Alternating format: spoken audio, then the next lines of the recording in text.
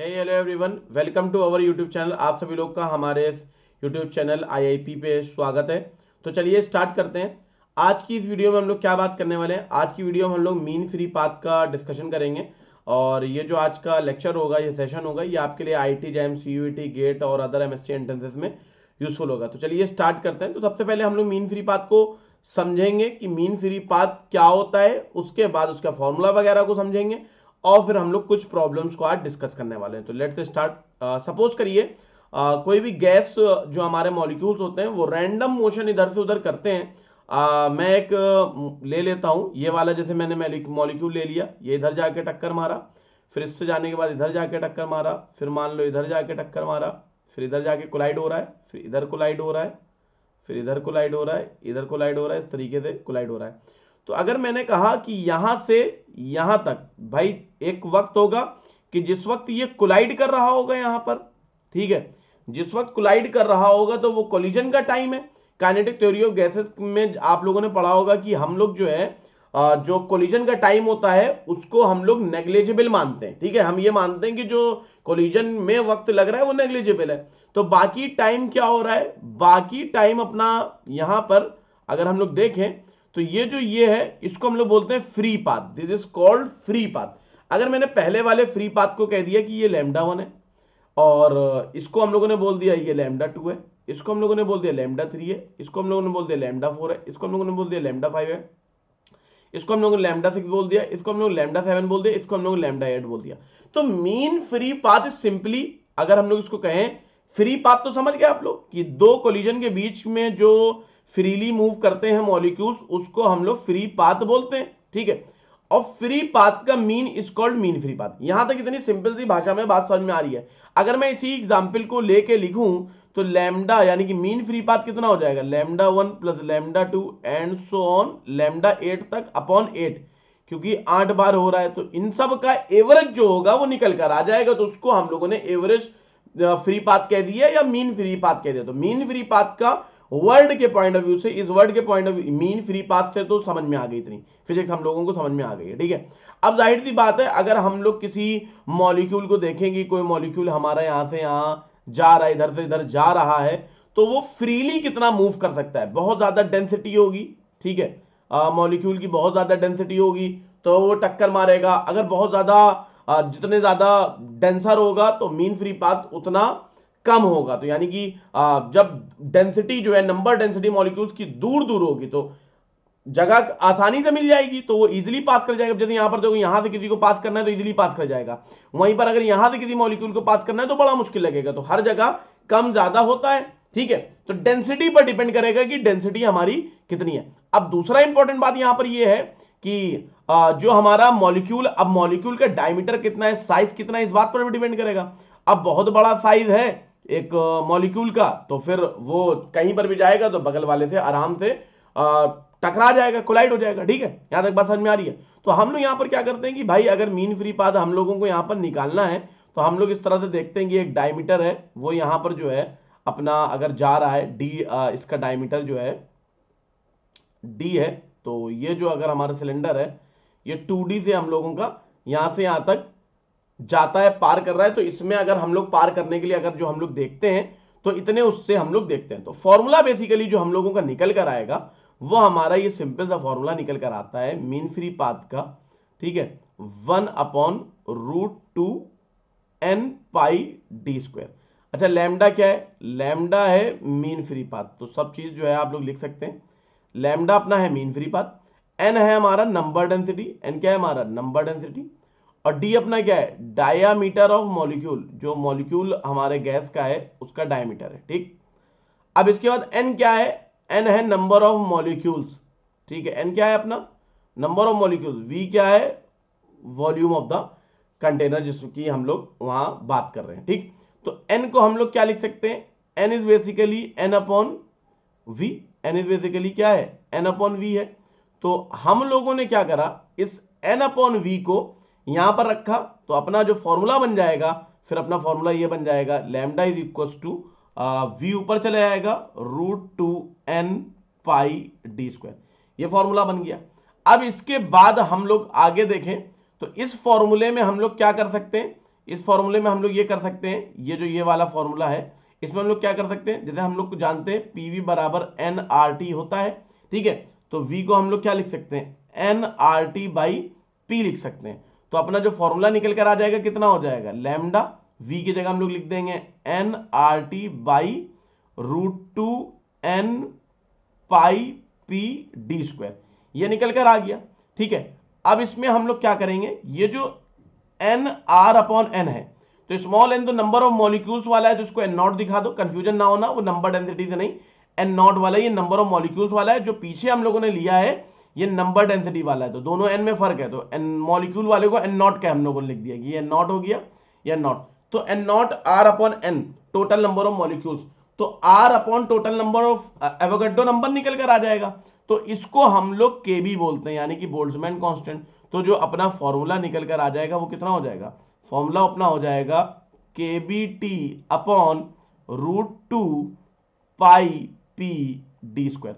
तो ये अपना फॉर्मूला निकल कर आ जाएगा ये वाला। तो कैसे निकल कर आ रहे हैं ये फॉर्मूले, आप लोगों को समझ में आ रहा है ये बातें, ठीक है। अब इसके बाद पी क्या है अपना, प्रेशर है, प्रेशर ऑफ गैस है, ठीक है, पी क्या है, प्रेशर ऑफ गैस है, बी क्या है, बोल्ट्जमैन कांस्टेंट है, ठीक, और टी क्या है अपना, टेम्परेचर ऑफ गैस, गैस का टेम्परेचर है। तो यहां तक सारी बातें आप लोगों को क्लियर है। तो एक थोड़ा सा थीम देने की मैंने कोशिश की है कि मीन फ्री पाथ होता क्या है एक्चुअल में, उसको मैंने समझाया। It is nothing but just the free path का एवरेज है, मीन है हम लोगों ने, ठीक है। और रेंडमली मूव करते हैं तो इसको ड्राइव करके निकालते हैं तो अपना ये फॉर्मूला निकल कर आता है। तो डेरिवेशन में अभी हम लोग को नहीं पढ़ेंगे, क्योंकि अपन लोगों को एग्जाम में क्वेश्चन सॉल्व करके आना है, ना कि डिराइव करना है। डायरेक्ट फॉर्मूला लगा के हम लोग क्वेश्चन करेंगे, ठीक है। तो अभी हम लोग यहाँ पर क्या करने वाले हैं, कुछ क्वेश्चन देखने वाले हैं। जैसे कि ये क्वेश्चन है आप लोगों की स्क्रीन पर कि हम लोगों को N1 number of ideal gas particles V1 molecule उसमें मानना है, if volume is change to V2, अगर वॉल्यूम V2 हो गया है तो number of particle is reduce by half, number of particles अपने आधे हो गए हैं, तो मीन फ्री पाथ क्या हो जाए, मीन फ्री पाथ 4 टाइम्स हो गया है। तो अच्छा वॉल्यूम का बताना है कि V1 बाई V2 क्या होगा, कोई दिक्कत की बात नहीं है। तो मेरे हिसाब से जैसे कि हम लोग जो फॉर्मूला लगाएंगे तो अपना बेसिक वाला तो यही होता है √2 n पाई डी स्क्वायर, इससे तो काम चलेगा नहीं, तो हम लोगों को क्या लगाना रहेगा, √2 n पाई डी स्क्वायर, ठीक है। तो सिंपली अपना लैम्डा क्या निकल कर आ रहा है, lambda proportional to v by n निकल कर आ रहा है, एकदम सिंपल सी बात है, lambda proportional to v by n निकल कर आ रहा है।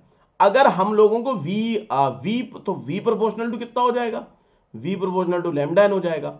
तो अगर हम लोगों को v1 बाई वी2 चाहिए है तो ये lambda 1 upon lambda 2 n1 by n2 चाहिए रहेगा, ठीक।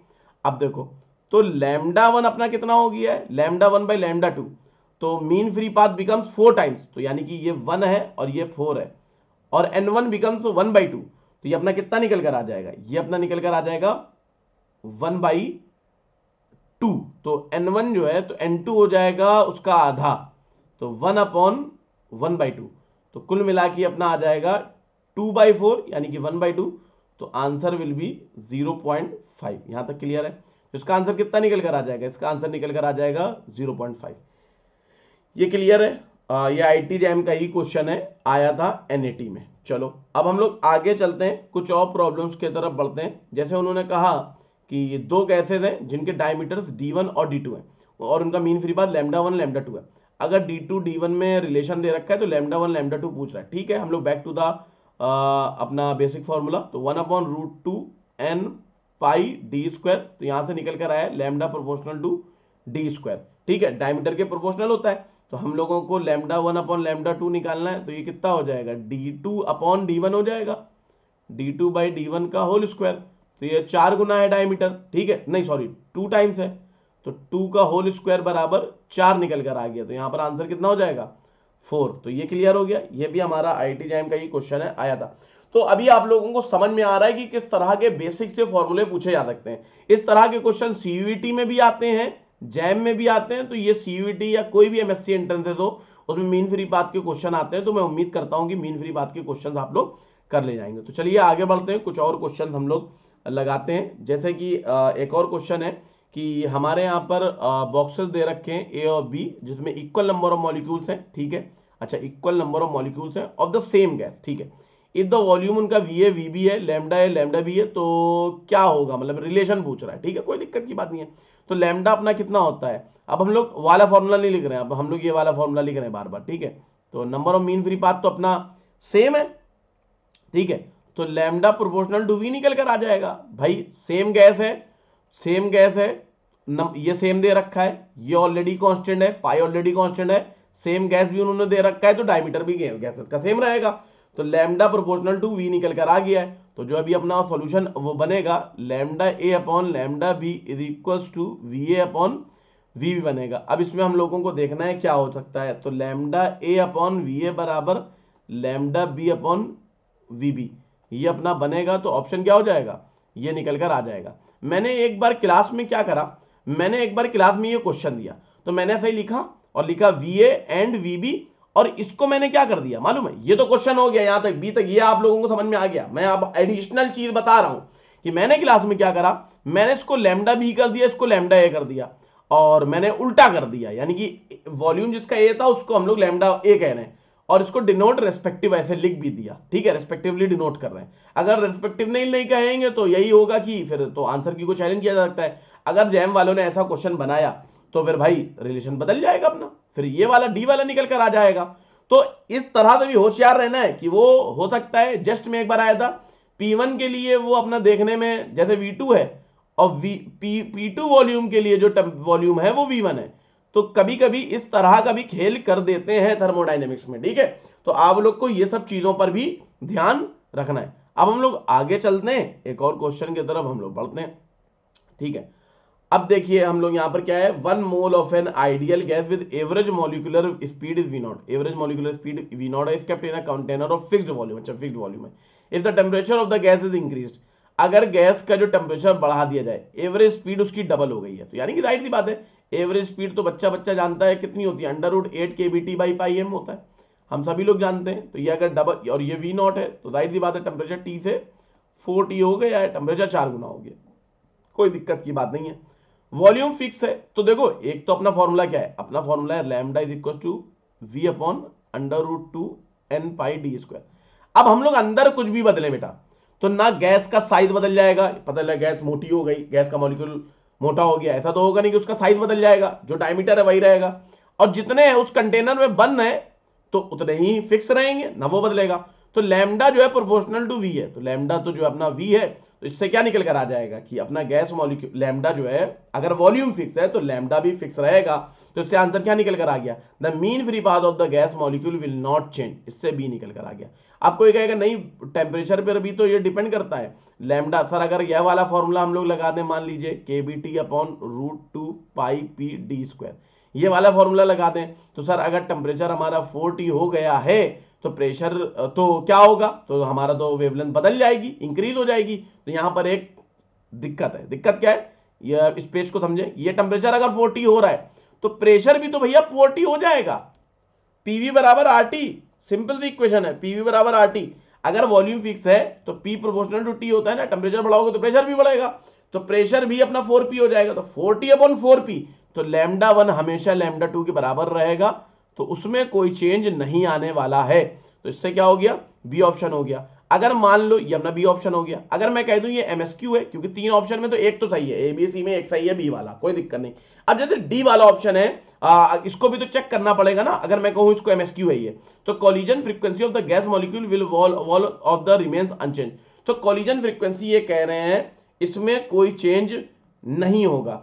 तो फ्रीक्वेंसी में हमारा जो, अगर हम लोग देखेंगे तो फ्रीक्वेंसी का फॉर्मूला क्या होता है, अगर किसी भी चीज की वेलोसिटी हम लोग निकालें तो वेलोसिटी होती है डिस्टेंस अपॉन टाइम, तो मीन फ्री पाथ, तो अगर मीन फ्री पाथ ले रहे हैं तो टाइम भी हम लोग मीन लेंगे, कोई दिक्कत नहीं है। और जो 1/टाउ होता है वो होता है फ्रीक्वेंसी, कोई दिक्कत की बात नहीं है। तो ये v जो हो जाएगा, ये हो जाएगा लैम्डा इंटू एफ, कोई दिक्कत है, कोई दिक्कत की बात नहीं ना। अब यहां पर इस फॉर्मूले में अपना लैम्डा तो नहीं बदल रहा है, लैम्डा नहीं बदल रहा है सर जी, तो लैम्डा मीन है, टाउ भी मीन है, तो वेलोसिटी भी एवरेज लोगे, तो वेलोसिटी एवरेज वाली हो जाएगी प्रोपोर्शनल टू फ्रीक्वेंसी। तो अगर एवरेज वेलोसिटी डबल हो गई है तो फ्रीक्वेंसी भी क्या हो जाएगी, डबल हो जाएगी। तो डी ऑप्शन अपना गलत होगा। MSQ में अगर इस तरह क्वेश्चन आ जाता तो ये क्या हो जाएगा, बी आंसर हो जाएगा। अगर वो कह देता कि फ्रीक्वेंसी इंक्रीज हो जाएगी तो फिर डी वाला भी करेक्ट हो जाता, या कह देता डबल हो जाएगी तो करेक्ट हो जाता, या कह देता 4 टाइम्स हो जाएगी तो फिर सही नहीं होता। तो एमएसक्यू में बहुत ज्यादा कंसेप्चुअल चीजों की जरूरत पड़ती है, ठीक है। तो मैं उम्मीद करता हूं कि मीन फ्री पाथ के जो ये प्रॉब्लम्स हैं ये आप लोगों को समझ में आए, और ये पूरा कॉन्सेप्ट मैंने समझाने की कोशिश की है। मैं उम्मीद करता हूं आपको ये सारी चीजें समझ में आई हैं, ठीक है। तो इसी तरीके के बहुत सारी वीडियोस और कॉन्सेप्ट्स की, न्यूमेरिकल्स की हम लोग इसी चैनल पर लेकर आते रहेंगे। तो आप मेरा ये चैनल सब्सक्राइब करें, मेरा क्या, ये आपका channel Indian institute of physics को सब्सक्राइब करें, ठीक है। तो मिलते हैं बहुत जल्द नेक्स्ट वीडियो में। Thank you everyone, I hope कि आज की क्लास आप लोगों को पसंद आई है, तो आप लोग वीडियो को लाइक ज़रूर कर देंगे, ठीक है। थैंक यू एवरीवन, और जिन बच्चों ने अभी तक चैनल को सब्सक्राइब नहीं करा है वो चैनल को सब्सक्राइब कर दें। Bye everyone, take care, thank you, जय फिजिक्स।